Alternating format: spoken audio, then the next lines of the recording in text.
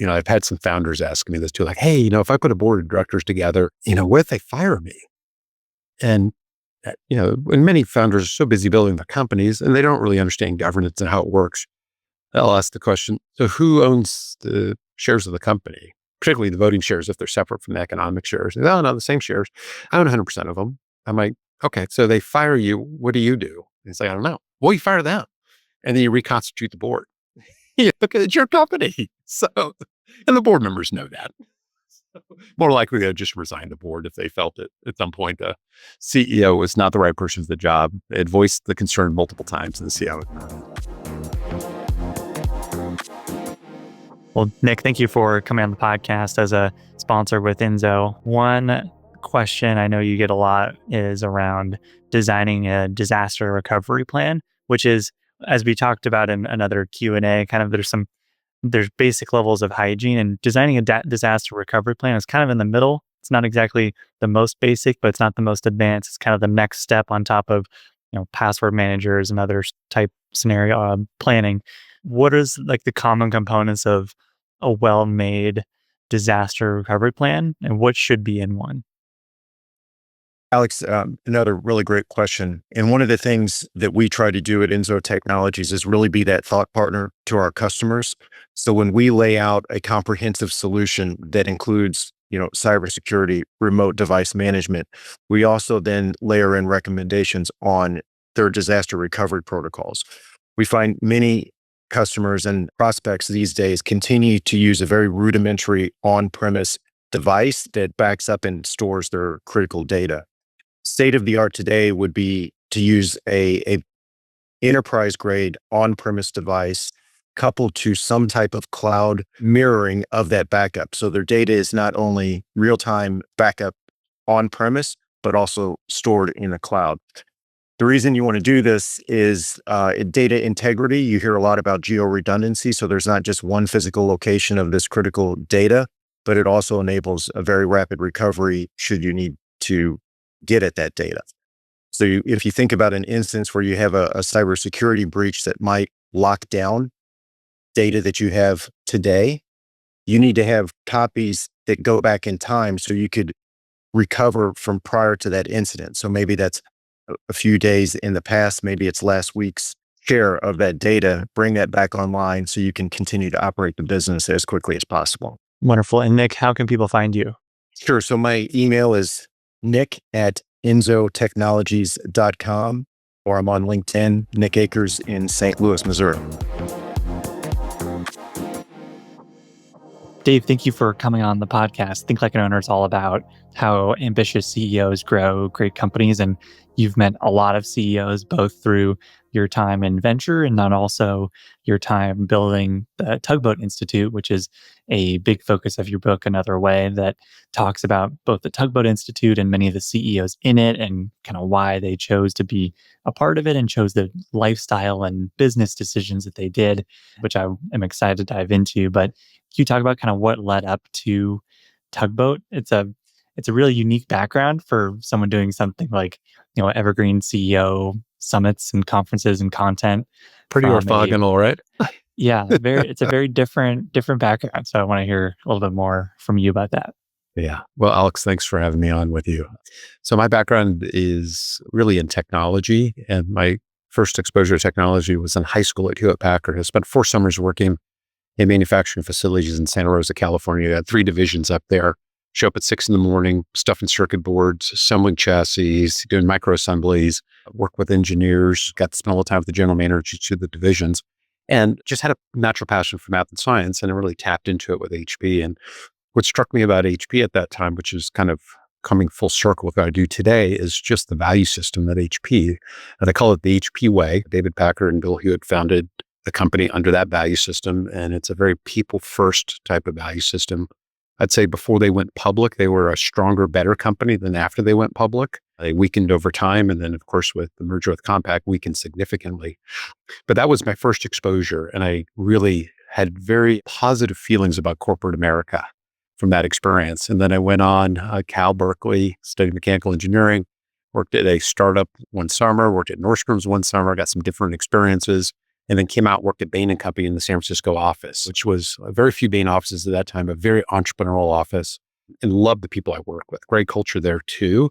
But I did see through some of their clients weaker cultures and ones that were not very fair to their employees. Once companies that were struggling, and I don't think acting out of generosity or thoughtfulness to the employee base. And then I left that, started a company making industrial CO2 lasers, partnered with an older gentleman, a physicist, had a brilliant idea around this, ended up traveling into Europe and Japan on a regular basis, selling these lasers. And we're going to try to disrupt and change the world around high-powered 5,000 watt CO2 lasers. That company ended up being sold. I went to Stanford Business School, and in my first month there, and this is talked about in the book, I was really brought into the venture capital world by John Doerr at Kleiner Perkins, and he recruited me to be a summer intern with him. I chose not to do that. I worked at Netscape instead and had a pretty interesting experience there. And then John, in my second year of business school, kind of said, we really need to talk about you coming in here. I'm being inundated with business plans and ideas and entrepreneurs. You have a pretty unique background. I'd spent also a year in venture capital with InterWest Partners before Stanford Business School, so I had a taste of what that looked like, and ultimately decided to join that firm and spent 3 years working with John and the partners there. Very interesting time. I mean, Amazon, I think, went public a month before I arrived at Kleiner. Kleiner was the only venture capital investor in Amazon. That started the beginning of a relationship with Jeff Bezos that would go over years. Later in my tenure there, I was kind of taking the lead on behalf of John of doing the financing with Google, with Larry and Sergey. So I spent time with them and helping structure that investment and some early participation with them post that investment. And so, and saw a lot of other things, helped write the business plan for Auto Trader, helped lead the investment in Blue Nile. My classmates actually started Align Technologies, the one that kind of replaces braces. And so it was just a very exciting time, and learned in that period about how you build companies fast. And John Doerr is a huge pioneer of this. That led me to starting my own Get Big Fast company called Good Technology. We can go into more detail there if you like, but ultimately we sold that to Motorola. And then that led me to TPG, one of the top private equity firms. They asked me to come and take a look at their very new venture capital fund and portfolio, and ended up almost as an experiment for them and for me, joining that firm and helping turn around that fund very successfully, which I was able to do in a short amount of time, based on an investment in a company called Success Factors, which ended up being just a really successful, fast growth, early SaaS company, much earlier, probably shortly after Salesforce.com was one of the big leaders at that time. And then I started my own venture firm called Tugboat Ventures. And the idea being is that I kind of wanted to do it my way, in a more traditional way, kind of a pre-get big fast way, working with really ambitious entrepreneurs, but willing to kind of do it in a more bootstrappy, capital light way, control your destiny, set your timing, take a little bit of a longer time horizon, and really end up working with some entrepreneurs I truly loved working with, but found that it was still venture capital. No matter how I described it or thought about it, more patient, kinder, more understanding, whatever. At the end of the day, we had to sell these companies or take them public, and a lot of pressure around that. And I think that's what your question was, is kind of how did this lead the Tugboat Institute? And that happened in kind of 2012, 2013. You raise a fund about every 2 or 3 years. It was time to start thinking about raising a third fund. And I used the opportunity based on the conversation I had with one of my lead investors that was kind of concerned about my current strategy for the fund in an environment where there was a lot of checks being written very fast and I was going slow, to go out and really see if there was entrepreneurs out there that were more aligned with who I'd say were more like David Packard and Bill Hewitt. They were building it to build something that was a real contribution to society. They wanted to treat their people really well. And so I started posing the question, who do you know that's ambitious to build a meaningful company, not a lifestyle company, but a meaningful company, make a dent in the universe, but has no interest in raising venture capital or private equity, and has no interest in ever going public or being sold? And a lot of my friends, when I first posed this question, were very puzzled, what? It doesn't fit. You can't be ambitious to build a meaningful company today and not take venture capital or not find a growth private equity investor. It just doesn't work that way. But a few people started making introductions, and I started meeting folks, and I started seeing there was this kind of whole class of companies that weren't really named. Some were family businesses, some were founder-led, bootstrap, some were employee-owned even. And I started realizing that, outside of this very exciting environment that I worked in, where there's a lot of capital, things moving very fast, very manic, big wins, big losses, there was something much more steady happening out there. And that was what I ended up calling Evergreen companies, and then forming the Tugboat Institute in 2013 as a vehicle to support them. So I didn't raise that third fund. I continued supporting my first two funds. But as I started shifting my energy from looking for new deals to invest in, I started spending time looking for new entrepreneurs and leaders who might benefit from being part of a community of sharing best practice around how to build something that doesn't go public and doesn't get sold, but might someday be a $35 billion company in revenues. 50, 80, 100 billion. Not that they have to be there, but of a scale that you see in public companies, but done on the private side. And over time, of course, you've found, and that's partly the power of such a big country and the internet. You can, for any group of people or any set of interests, you can generally find enough people who care about that thing. And there are, and through the podcast too, we've met similar companies that sound similar to that, where they're family owned, but for multiple generations, no intention of selling, and think about growth in a very different way. One thing I find so interesting about those companies is how much more long-term, like myths and legends and stories about the company are. There's usually a grandparents or parents or great grandparents who started the company. They started out of the garage, or they started in the Great Depression, or there was some awful Civil time. War. Yeah, Right.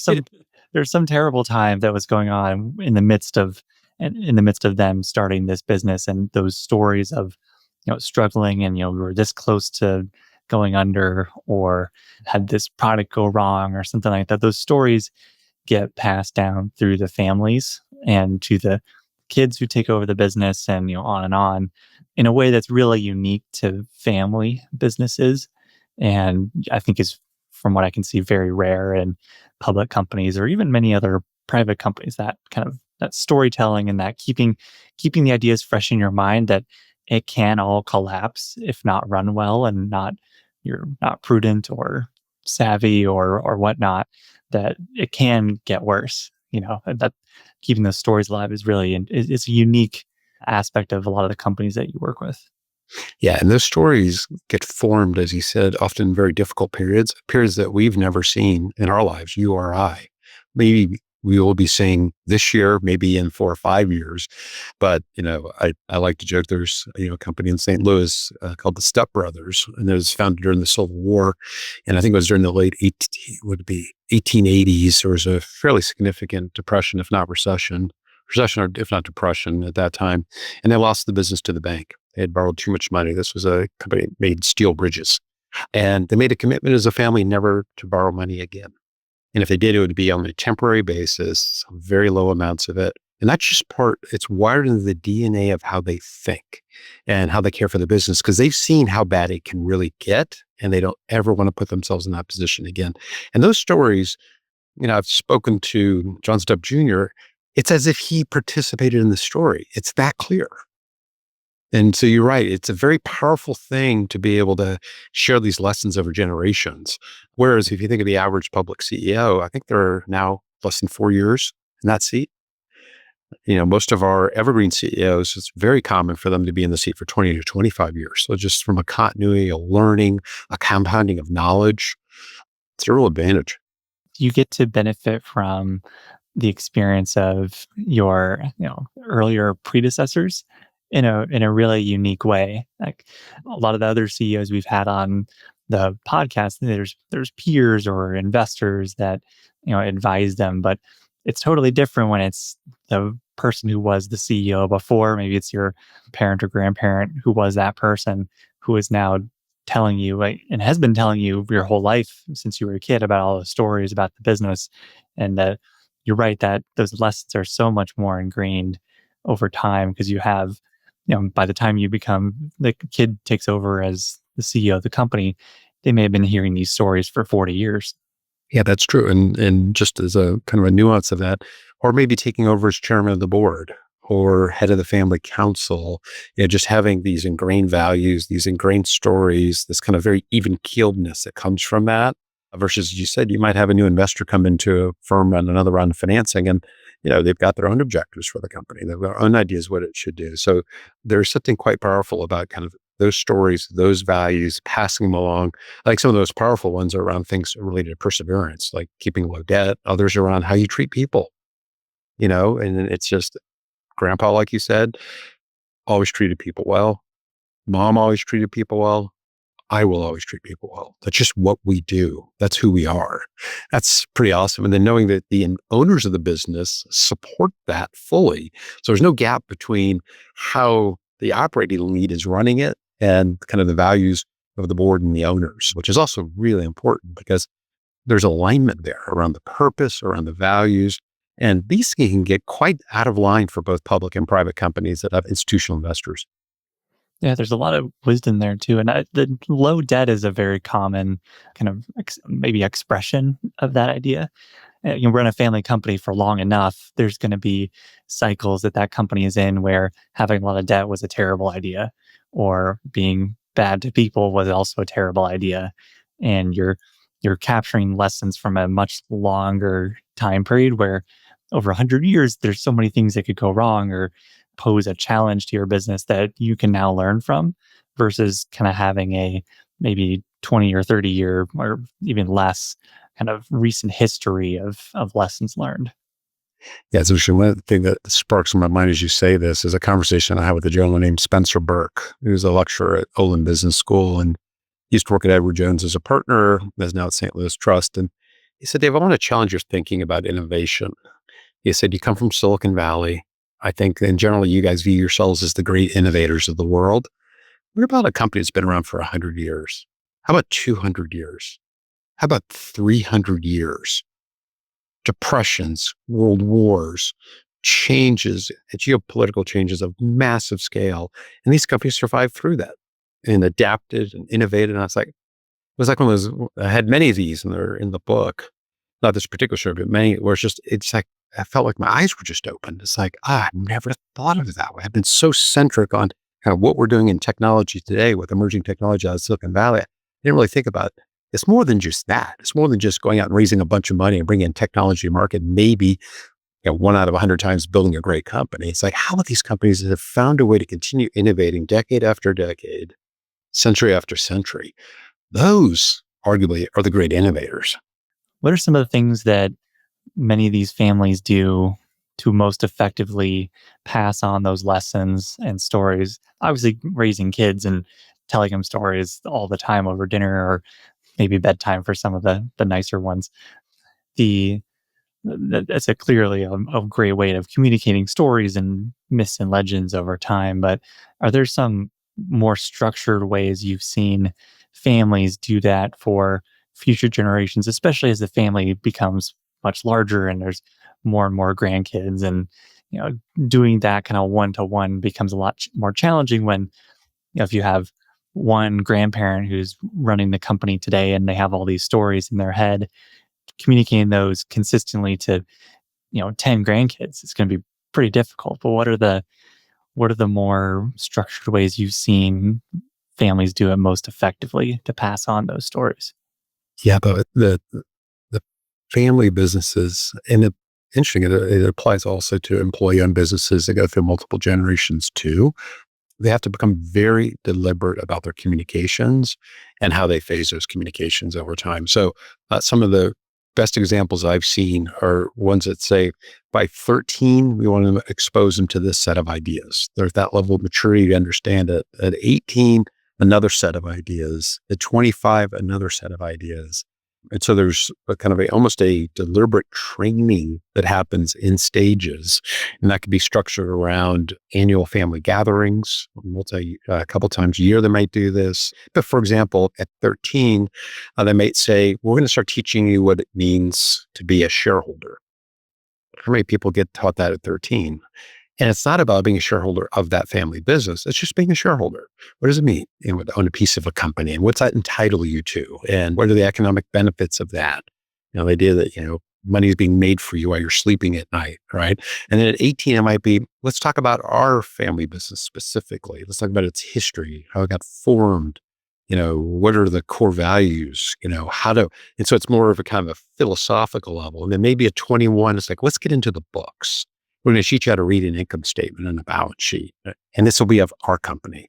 And we'll show you why we've made the decisions that we made. We're going to have you start meeting with some of the senior managers, CEO, leadership team, and start getting exposed to how they think about things. Because ultimately, you're someday going to be a steward of this, whether you take a job in the company or not.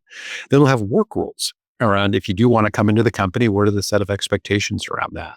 Many of these businesses say, we need you to go off and work somewhere else for 3 to 5 years. We want you to get an advanced degree on top of it. Maybe not. But go out and experience the world before you come in to our company. Because, well, we do a lot of things well. We're not perfect, but we don't want you to understand that there is no perfect company. So your standards are too high even for us.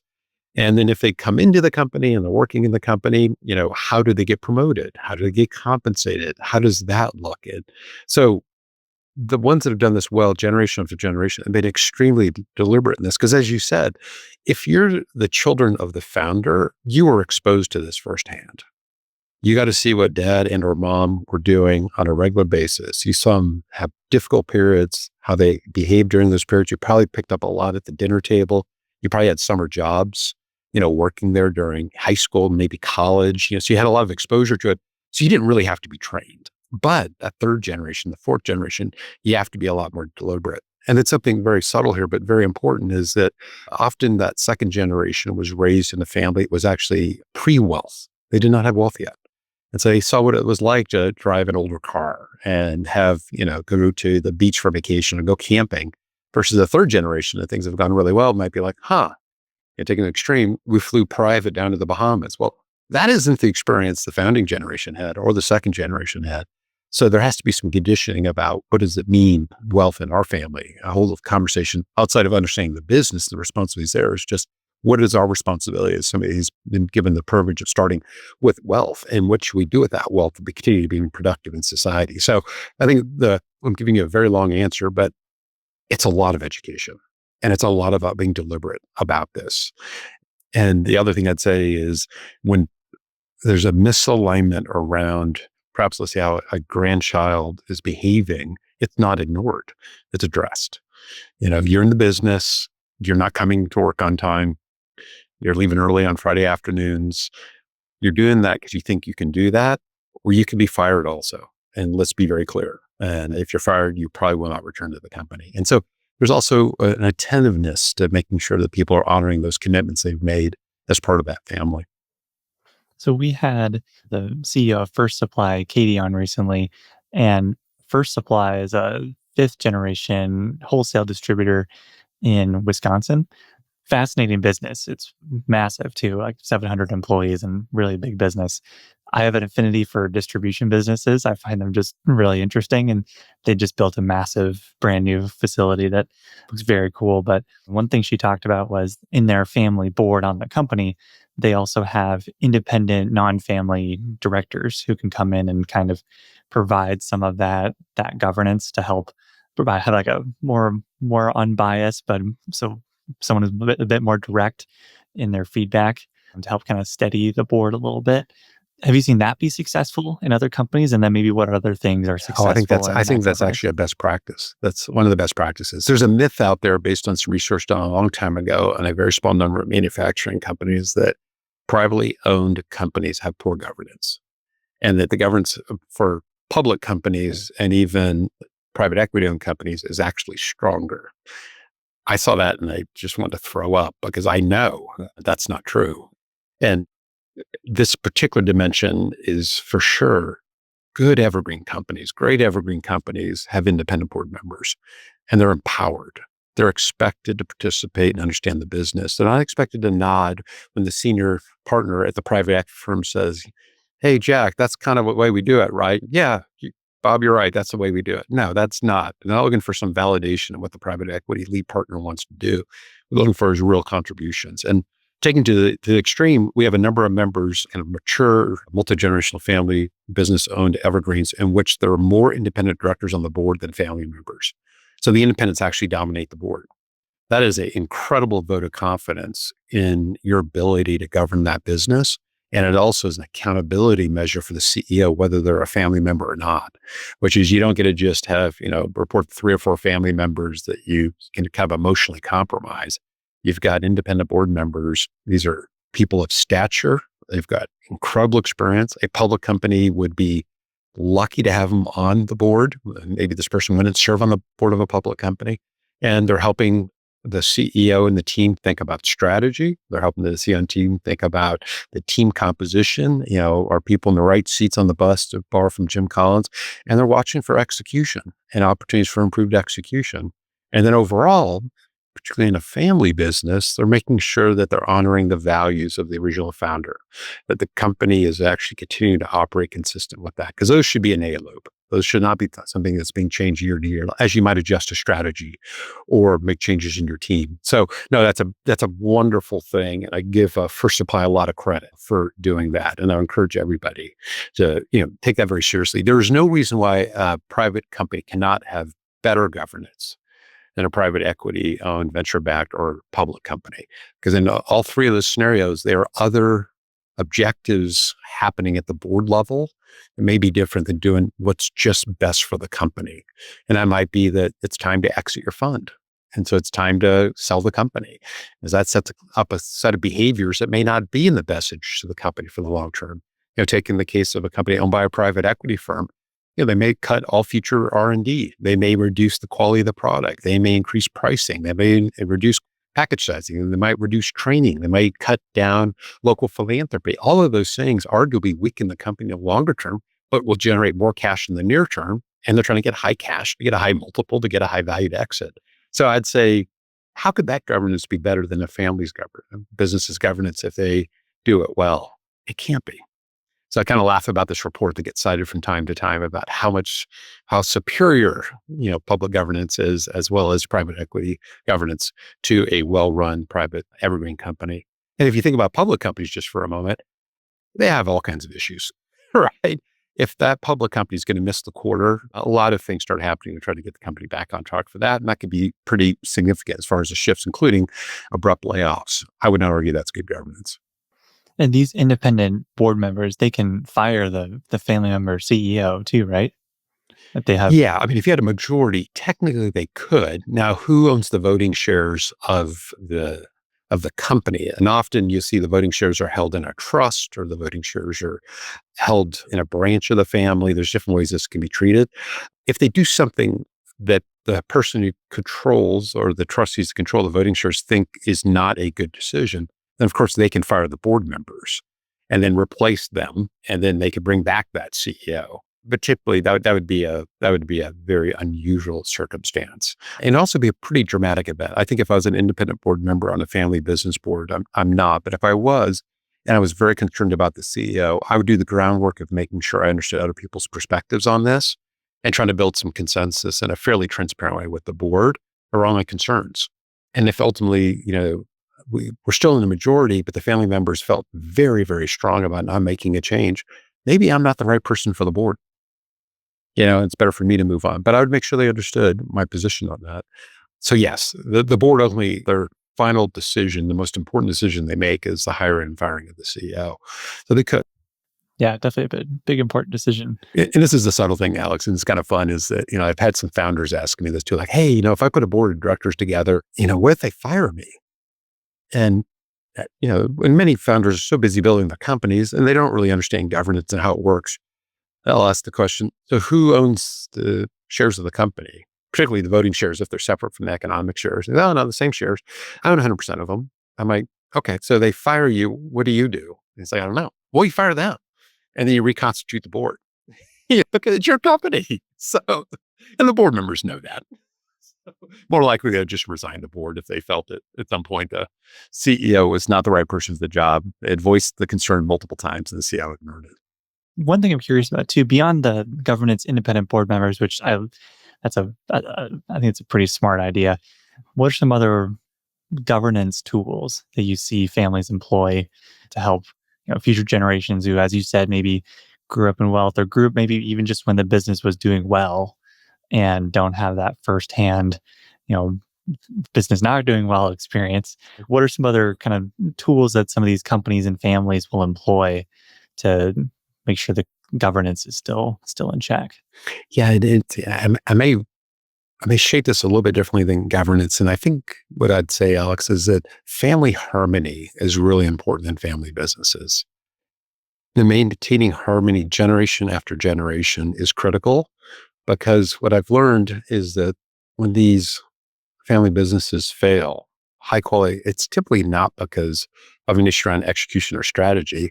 It's because the family broke apart and there's a lawsuit and there is a desire to sell shares and force a sale to maximize wealth. So it's very important to maintain family harmony. And so the things I think about are really around that as a central design point. As for example, the outside board members, which we talked about before, is a way to create family harmony. It's a way for people to know that there are independent people keeping an eye on the business, as I might be a family member who's a passive shareholder. Who just wants to know that, it's not just, my uncle who's making all the decisions with no supervision, because my stock, I want it to be worth something and there's value in that. That's also why you train the kids so that they can become good stewards someday, whether they're operators in the company or they're in steward positions as owners. They do, family get-togethers a couple of times a year just to kind of keep a connection there. Often they'll have family councils as the family gets larger so that the family can speak with one voice. There's 40 or 50 family members. The CEO doesn't need to hear from 40 or 50 family members. The board members don't need to either, but the family council can kind of bring things to a head and say, look, as a family, we'd like to see the company put more emphasis on this or that, or we're a little more uncomfortable with what we've done on this dimension. So it's more directional guidance on what the owners would like to see as a group, without getting in the weeds of trying to manage it as a board member. What else? Buy-sell agreements, some kind of shareholder agreement, so that if somebody is no longer interested in being a family member owner of the business, they can sell their shares in an orderly process that is predetermined, some kind of formula, some kind of preset valuation metric, so that it's like, look, you're no longer happy. We understand that. So we're going to go ahead and buy you out. And it might take a few years to do it, so we don't put too much cash pressure on the company, but we're not going to force you to be a shareholder. So that kind of releases some pressure, so somebody's really unhappy. They don't just start fighting everybody. They just say, look, I'm pulling the parachute and I'm out. And that's okay. I mean, that they can go take those resources and maybe build something themselves, right? They could be the founder of their own company if they were so uninterested in the family business. So there's a series of things that are done that are kind of around this idea of good hygiene that really can help increase the probability that each of those generational transitions happen more successfully. How many CEOs or leaders in Tugboat are the first generation? They're the founder of the business that they intend to create into a multi-generational family and are kind of there to learn from others. But I'm also trying to think about if I was going to found a company and I wanted to be like the founder of my family, so to speak, what are some things that I might do differently that can make that more possible? And we're curious kind of what that distinction looks like. Yeah. So in our group of roughly 300 CEOs, about 40% are founders. The That's more family than I thought. business, yeah, it's about 120. And in the family business vernacular, they'd be called G1. I don't think there's a single founder that would call themselves G1, but I like the G1. G2 Yeah. calls them G1, G3 calls them G1, but they're the founders. And I'd say that, what would be some of the lessons that a founder would learn from a multi-generational CEO? It's going to be about thinking about this family harmony much earlier than you have anticipated, not waiting until it becomes a problem. And again, probably okay with your kids, but as your grandkids are born and start kind of coming into the family, having some of these things kind of thought out in advance. And very importantly is often estate planning, which is, right now, I think a couple can transfer, is it $24 million of assets, gift under the current law. So if your business was worth $20 million, you could transfer the entire business into a generational skipping trust and never pay taxes again. Never pay taxes again. Now, it's no longer owned by you and your spouse, but it will be owned by your children and your grandchildren thereafter, in which, is a very smart move. And then you don't have to do 100%. You could do, 75%, keep 25% outside of it for yourself because maybe you want to, give that to your kids directly or give it to some of your employees or however you want to do it. So there'd be that element. And where you get in trouble on that same dimension is, let's say that you're so busy building the company, it's suddenly you wake up and it's worth $1 billion. How do you transfer $1 billion to your next generation when you pass away, when you only have the first 20 that is not taxed and the rest is taxed at, I think, 40%? So you got to come up with a $400 million tax bill for the company to continue operating as a privately held family business. You better have had a massive insurance policy to pay that bill off or some other mechanism. But if you haven't done anything and you're not late in life, it's probably going to have to sell the company, which is really unfortunate. So there's things the founders can do early that cost very little to put themselves in a position where they'll never have to worry about this and the future generations will never have to worry about this. So that would be an example of something. I think we often see a lot of curiosity with the founders about how is a G3 or G4 leader, how are you raised?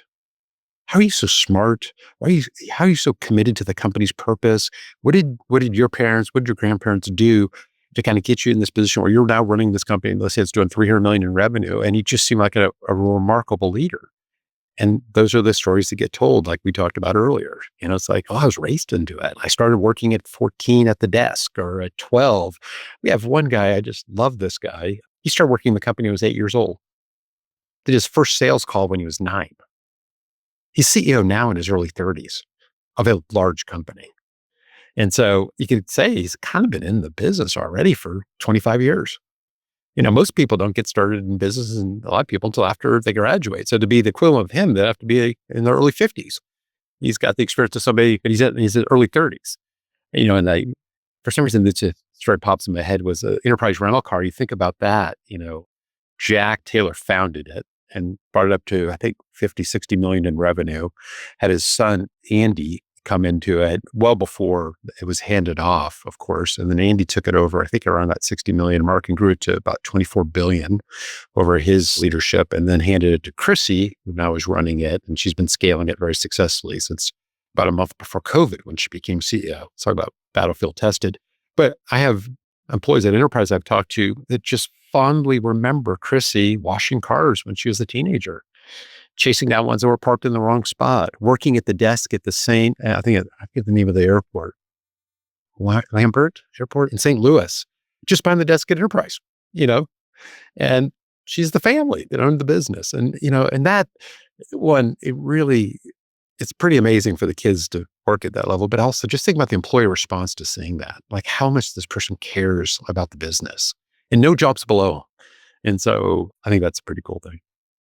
Have you noticed any commonalities or themes in the industries of tugboat companies, like rental car or first supply with distributor or thrasher foundation repair on concrete? Some of these are industries that really aren't going to go anywhere versus your background in tech where things change every couple months. A lot of these companies are in industries that maybe they'll adapt to new technology and some of their process will improve, but the core product will be pretty much the same for hundreds of years. Is that a theme that is consistent, or are there other companies that they continue to evolve and find new ways to grow in totally different ways? I'm curious if there's anything to take away from the industry selection of the families in Tugboat. Yeah, it's interesting. And it'd be interesting because if you could go back and talk to the founders of these companies, they'd probably say nothing about industry selection. They would say, I saw an opportunity. And I saw an opportunity to serve some customers, to have a team, pull together a team, and it just kind of became what it became, whether it be in foundation repair, whether it be, in rental cars, all those founding stories are just fascinating, right? Like how did the founder get the insight to start this company? But maybe taking this a little bit of a different direction. When I first started doing my learning journey, I was thinking that there's probably a fairly narrow list of industries in which I'd find these evergreen companies. And where we sit today, of the 300 some odd members we have, it's over 25 different industries. It's all over the place, including software, including, warehousing, including dealerships, John Deere dealerships, CPG products. It's business services. It's all over the spectrum. And so I've come to the belief that there's evergreen companies in every industry. There may be maybe some that are more naturally aligned to it because of the structure of the industry. Like John Deere, they want people to be the dealerships to be family owned. Now, Deere's a public company, but the partners in which they work with help distribute all of those amazing products. Those are regional family businesses. And so, of course, we've got a few of those in our group, and they're really exceptional distribution companies. But yeah, we find them everywhere, which is really cool. That is neat. Is there a way for, or have you seen many CEOs who maybe they're the G1s in their family, and they have outside investors, but they want to become a multi-generational family business? Have you seen many make that leap, and what are some of the things they do? Yeah, that's a tough leap, to be honest. And it's a heartbreaking conversation for me to have with somebody that says, look, I've fallen deeply in love with my business. I love my team. We're growing, we're profitable, but I raised a lot of venture capital. And how do I do this? I don't have an answer. I don't have a way of unwinding that because there isn't just a ready class of capital out there to buy companies and then keep them private forever as a kind of a good partner to the entrepreneur. Now, I've seen a few smaller companies do this. There was a woman that did this where she took venture capital from a pretty well-known East Coast venture capital firm, but she's already profitable and growing. So she said she wanted to have a buyout clause in their shareholder agreement. I've never seen that before, but she got them to agree to do it. And then she pulled the trigger, 5, 6 later and bought them out and was back owning 100% of it. So another company that's in the ed tech space that had kind of a quasi nonprofit investor, for profit, but the investor behind it really that particular fund really interested in seeing successful ed tech companies. Was able to convince them to give them a reasonable, not too high, but a reasonable valuation to buy them out. So they bought them out. There was also a company, a pretty well-known company in the Midwest, took on a private equity firm. This company was actually quite a bit larger. I think it was 400 or 500 million in revenue, brought on hundreds of millions of dollars, and realized about 90 days after they did the deal, they made a mistake. And they actually didn't want to go public. And so they had a really tough negotiation with the private equity firm. The good news is they were able to get the private equity firm out pretty quick at a okay markup from an IRR basis, it looked really good. From a kind of a total returns basis, it wasn't. But if they've waited 2 or 3 years, it would have been impossible, given the rate at which they were growing. And they had to borrow a lot of money to buy this group out. It was very painful for them. And they actually made a decision they'd rather break the company under debt than continue having a private equity partner, given kind of what they'd seen so far. That was pretty interesting. You'd rather risk breaking the company than forge a long-term partnership where you guys are going to be not aligned around what the ultimate objectives of the company were. So unfortunately, it doesn't. So that's the caution I give founders, which is as soon as you take that first dollar of venture capital, you're pretty much on a path. And that's a fairly irreversible path, both legally, but also morally. I mean, those venture capitalists backed you under agreement that you were going to take the company public or sell it. They were going to give them a return through an exit. And so it is a very important thing to think about. And I think that's one of the things we're failing founders with is we don't talk about the alternative. There's kind of a knee-jerk reaction, which is, well, the way you grow companies today is you raise some angel money and then you raise some venture money and you raise some more venture money and growth money, and then you go public or get sold or you fail. Versus saying, look, there is another path. I mean, this is the essence of the entire book, right? Another way, which is you can do it another way where, 15, 20 years later, you still own all of your business. You've built something of scale. It's done against a purpose you deeply believe in, which is not about generating wealth for yourself, but something much more deep than that. Now, the byproduct might be you do generate quite a bit of wealth, but it's a byproduct of achieving your purpose, serving customers well, having happy employees. So that's one of the things I'm hoping with the book, people say, I didn't even know if you could do that today. Yes, you absolutely can do that today. Now, I would not suggest trying to bootstrap an LLM company in the AI space when the world's throwing billions and billions and tens of billions of dollars at it, but be more clever. be an application on an LLM that you bootstrap through customer funding and however else you can do it. Maybe you're doing it as a consulting project on the side, and then get that to early profitability and start growing that thing and be very focused on who your customer is and have a very narrowly defined product that serves a very narrowly defined customer base, serve them very well with that product, get to profitability and start scaling from that. And you know what? If you can do that 20 years from now, you might be a very big company and never took $1 of outside capital.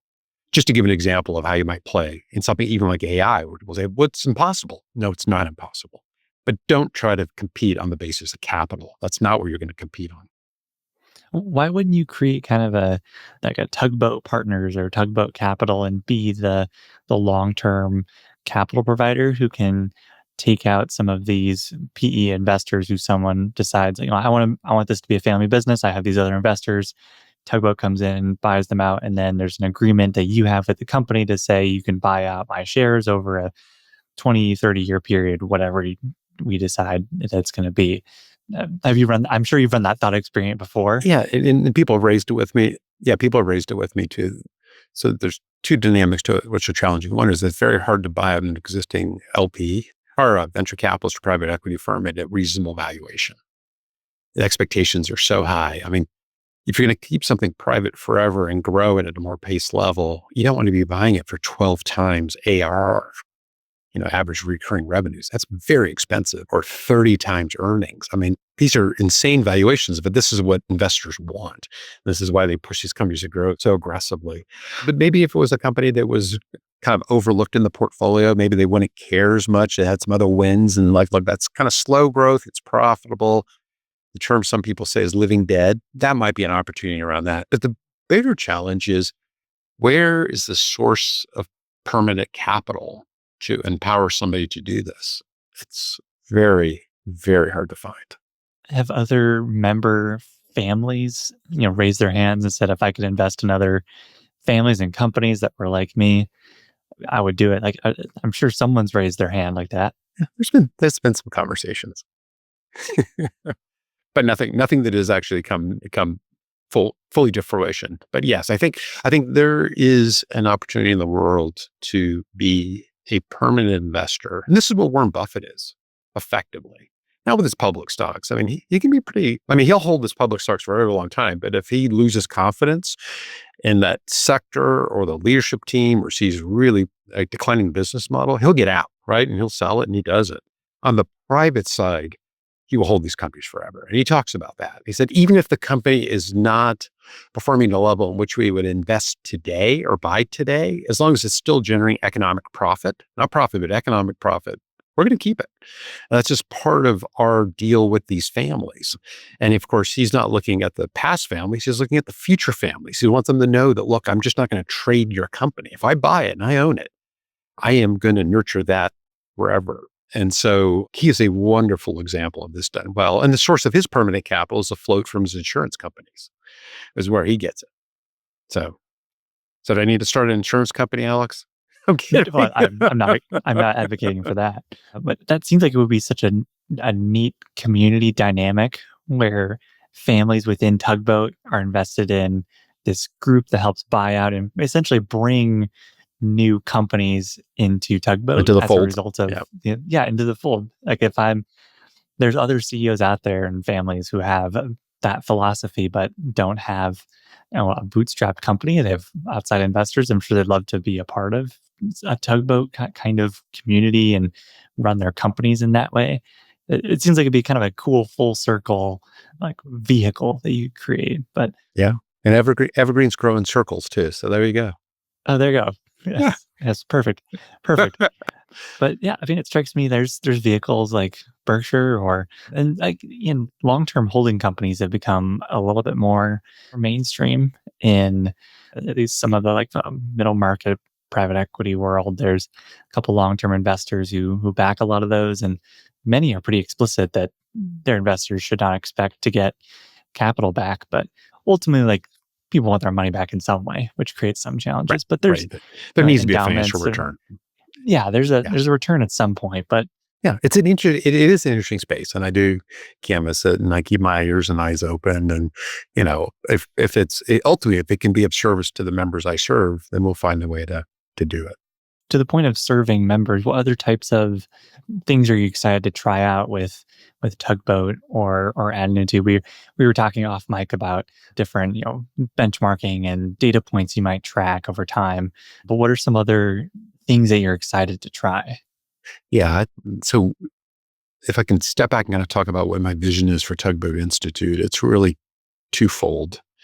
First is to be an unparalleled resource for the members we serve. I mean, they're the ones that pay our checks, keep us in business. They're the source of all these ideas. I curate ideas. I do not create ideas. So I'm constantly canvassing the group for like, what are you doing that's really interesting? And we do that dynamically. So right now there's companies within the community that are doing some very interesting stuff with AI. And we're surfacing that to share with other members so they can see like the potential of these things and get people excited. Because I want these people, any member of Tugboat Institute, I want to be as competitive as anybody who's sitting in a venture capital portfolio of a top venture firm. I mean, they should have access to information and ideas like they would. So there's that very important dimension to me of kind of building that community, having high levels of trust, authenticity, high levels of sharing within the community, helping each one become a more mature, more successful evergreen company. There's a second piece of this, and this only can be done with the permission of the members, is that I want to share those ideas with the rest of the broader evergreen community, domestically, overseas, every nook and cranny of the world. And I'd love for somebody to be like, oh, I've kind of got this idea of an evergreen company that captures my imagination. There's no venture capital where we are. Nobody backs companies like I do, but I can build an evergreen company. This playbook I can execute. So we share that. And so that's a really important dimension that I'm looking at over the next 10 years. The book is a first step in that, is publishing something that really captures a lot of the essence of these ideas, which another way does. We have a weekly newsletter now. We have a subscription-based newsletter, which is the EJ Plus, which gives people access to, we have, I think, 200 plus videos now from CEOs speaking about best practices, 300 articles, like there is 50 to 100 a year. So it continues to increase regularly. We've got other content that we're going to be putting into there to, again, help the broader community. We've done an assessment tool. It's called the Evergreen Growth Navigator. We just put that on our website about a month ago in anticipation of the book coming out. So somebody can go in, take about an hour, put in a bunch of data about the company, about their people first practices, how they think about perseverance, purpose, how they grow, how they innovate. And then we play back to them kind of from what they shared with us, how well we think they're doing against the Evergreen 7Ps. And then we just give them a lot of best practices. I think 30 or 40 best practices that I and my team have identified that they're really great evergreens do consistently. And we give them 5 specific opportunities around what we think for their specific company would be the highest opportunities for further maturation as an evergreen company. And we're doing this, again, this information is because of the community we serve. I don't think it exists out there today, but the goal is to help there be as many successful evergreens as possible and do that in a very generous way, not with sharp elbows, not thinking competitive dynamics, but like, this is good for society. Because I think generally where we are today is we're not seeing the best of capitalism. And I think evergreens represent the best of capitalism. I mean, if you're going to treat your people well, if you're going to treat your customers well, if you're going to be good, collaborative, innovative with your partners and suppliers, if you're going to be an important backbone of your local communities. I mean, this is good stuff, right? And so, but there's a lot of energy around the public markets. There's a lot of energy around PE. PE right now, this is amazing. I did an informal poll of the members about in their respective industries, do they see high activity by private equity? 85% of our members said yes. We see high activity in our industry sectors, including people who said 5 years ago, there wasn't a single PE firm, but there is so much money that the PE firms have raised over the last 10 years. There's so much capacity for acquisition. I think on average, they've raised $500 billion a year for about 10 years. They put about $1 trillion of debt against that 2-to-1 ratio. So they have about $1.5 trillion of purchasing power every year, and they haven't been using it every year. So it's getting bigger. And so they're going everywhere. And as you probably see, they're doing a lot of roll-ups in sectors that they never would have played in before. And they're just playing an arbitrage game. They're buying mom and pop things for $5, $10, $15, $20 million, and then rolling those up. And then at scale, being able to get a much higher multiple. So they might buy it for a 2x multiple, and then they're going to turn around and sell it to the public markets for 15 to 20x. Just that arbitrage right there alone is incredible. That's not necessarily good for society. Whereas if you've got, firms that are in those communities, they've been there for a long time, they've got very high service levels, fair pricing. It's kind of stuff you see at evergreen companies. We want those evergreen companies to be competitive. And now we're starting to see some evergreen companies become the acquirers. They're the ones doing the roll-ups and basically kind of taking elements of the private equity playbook, but doing it in an evergreen context and not doing it with outside capital, maybe a little bit of debt to pull it off. But it's pretty magical to see what they're doing. Well, that's pretty interesting too, because a lot of the, as we were talking about at the start of the conversation, there's a lot of kind of timeless lessons, and low debt being one of them. But a lot of the lessons learned are from families through lots of market cycles and past decades and maybe hundreds years of.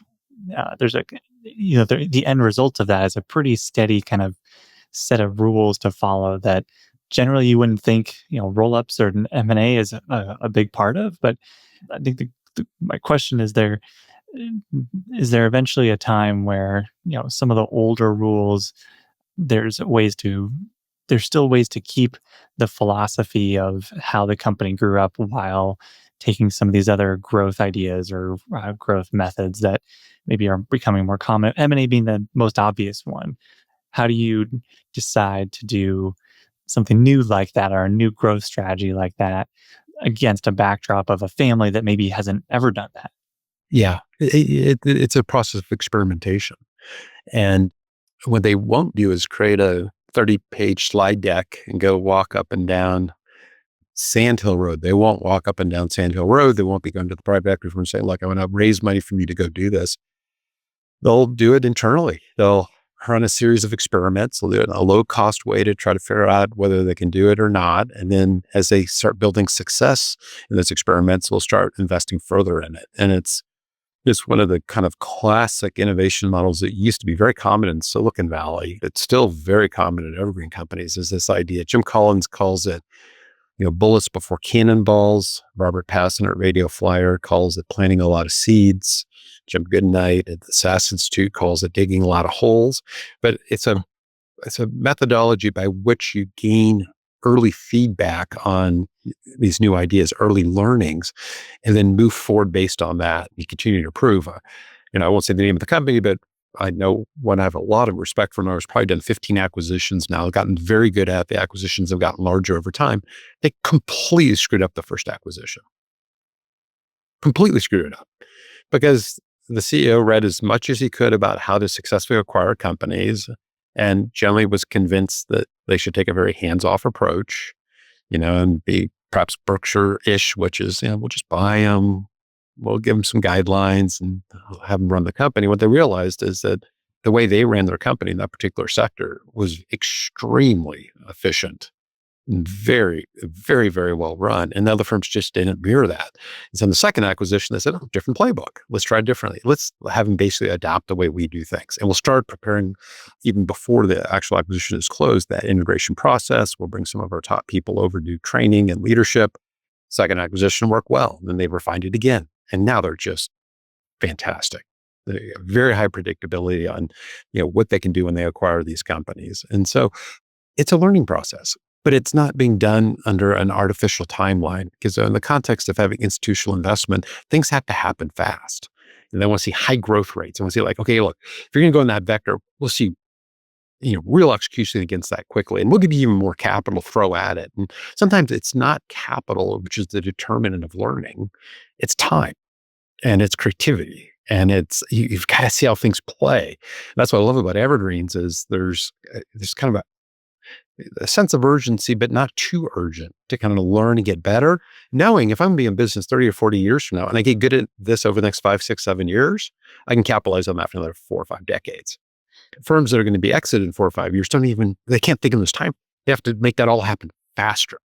And I think that actually causes more breakage and why you might have higher failure rates. And so, but the learning process in evergreen companies is a pretty cool thing. What's an interesting thing you learned about an evergreen company in the last year? Maybe an interesting idea you hadn't heard before, or some tactic or strategy someone did, or just something unique you saw? It's funny. I learn stuff all the time because every time we bring in a new member, we get exposed to kind of their history. I get exposed to how they think about business, some of the mistakes they made, some of the really good decisions they made in the process. And the one that came to mind when you asked this question was a company we spent some time with this fall, and it's called Northgate Markets. It's based out of Los Angeles, founded by the Gonzalez family. The Gonzalez family was originally out of Mexico. They had a shoe factory, and it burned down. And if I recall correctly, they did not have insurance, so they could not rebuild it. So the father grabbed the oldest son. I think the family had 9 or 10 kids, and they immigrated to the United States, and they started doing janitorial work, restaurant work. And then the son convinced the dad, we got to get back into business. We got to own something. So they bought a quarter liquor store, sold off the inventory, and turned that into a little Hispanic market, a little mini grocery market, convenience store. And then they continued to refine that. And now Northgate Gonzalez Market is really kind of the Whole Foods of the Hispanic market in Los Angeles. Extremely high quality product, a very well run company. A lot of the products they sell in the grocery store, ones that they actually make in their commissary, they bake right on location. And what's so cool is that, and the thing I learned from them that really struck me is that's going very well, but they're not sitting idle. They've introduced banking services, healthcare clinics. They've changed their whole strategy around how they go into shopping centers. They want to make sure that the other stores are consistent in value and serving a similar customer to them. So they'll actually buy the entire shopping strip before they go in there in many cases. And then Oscar, who's the current CEO, who's the youngest son of the second generation, he's currently running the firm, has worked for quite some time on looking how could they even further their purpose of really exposing people to the authentic kind of Mexican foods. That he created a concept called the Mercado. And that Mercado has been led really by G3 in the family.